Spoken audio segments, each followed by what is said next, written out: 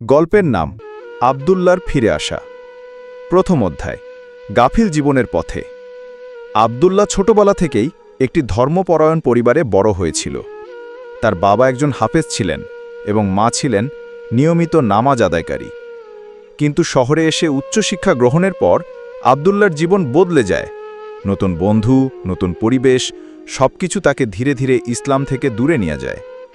সে নামাজ ছেড়ে দিল, কুরআন পড়া ভুলে গেল। বিনোদনের পেছনে ছুটে বেড়ানো, হারাম পথে উপার্জন, রাতভর গান বাজনা, মোবাইল গেম আর সোশ্যাল মিডিয়ার আসক্তি তাকে দুনিয়ার মোহে আচ্ছন্ন করে তোলে। সে ভাবত, জীবন একটাই, উপভোগ না করলে কিসের জীবন। দ্বিতীয় অধ্যায়, একটি দুর্ঘটনা। এক রাতে বন্ধুর সঙ্গে মোটরসাইকেল নিয়ে ঘুরতে বেরিয়েছিল আব্দুল্লাহ। বেপরোয়া গতিতে রাস্তায় চলছিল তারা। হঠাৎই একটি ট্রাকের সাথে সংঘর্ষ ঘটে। বন্ধুটি ঘটনাস্থলেই মারা যায়, আর আব্দুল্লাহ গুরুতর আহত হয়ে হাসপাতালে ভর্তি হয়। চোখ খুলে দেখে সে হাসপাতালের বেডে, শরীরের নানা অংশে ব্যান্ডেজ। পাশে তার মা কুরআন হাতে দোয়া পড়ছেন। মায়ের চোখে অশ্রু, আর মুখে কেবল একটাই কথা, আল্লাহ তোমাকে আবার সুযোগ দিয়েছেন, এবার ফিরে এসো বাবা। আব্দুল্লাহর চোখে জল এসে যায়, কিন্তু সে তখনও ঠিক উপলব্ধি করতে পারেনি আল্লাহর কি বড় নিয়ামত সে পেয়েছে। তৃতীয় অধ্যায়, আত্মজিজ্ঞাসা। হাসপাতালে একাকী রাতগুলোতে আব্দুল্লাহ গভীরভাবে চিন্তা করতে শুরু করে। বন্ধুর জানাজা হয়, কিন্তু সে যেতে পারেনি।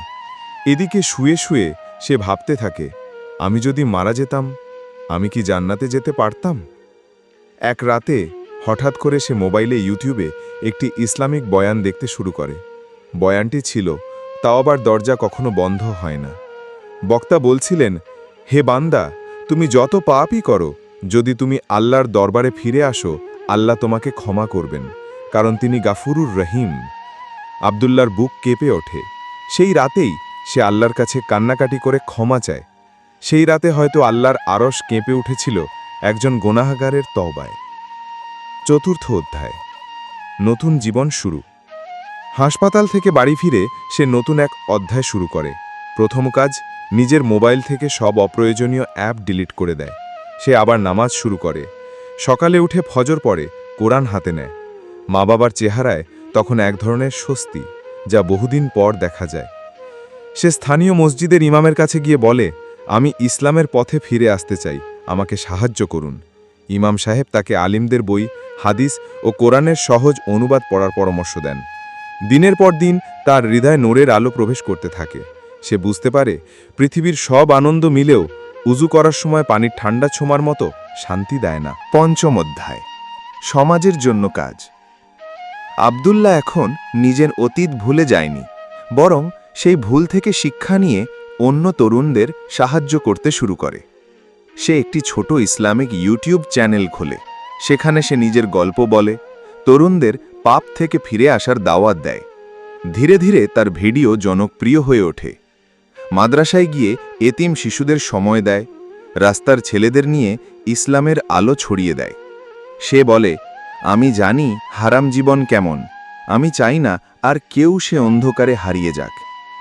একদিন মসজিদের ইমাম তাকে মিম্বারে দাঁড়িয়ে খুতবা দিতে বলেন। সে ভয় পায়, কিন্তু আল্লাহর উপর ভরসা রেখে দাঁড়ায়। তার মুখের কথা ছিল, ভাইয়েরা, আমরা যতই পাপ করি না কেন, যতবার ফিরে আসি, আল্লাহ আমাদের গ্রহণ করেন। আমরা যেন কখনোই আশা না হারাই, কারণ আল্লাহ বলেছেন, হে আমার বান্দাগণ, যারা নিজেদের প্রতি জুলুম করেছ, আল্লাহর রহমত থেকে নিরাশ হও না, নিশ্চয়ই আল্লাহ সব গুনাহ ক্ষমা করেন। সূরা জুমার 53।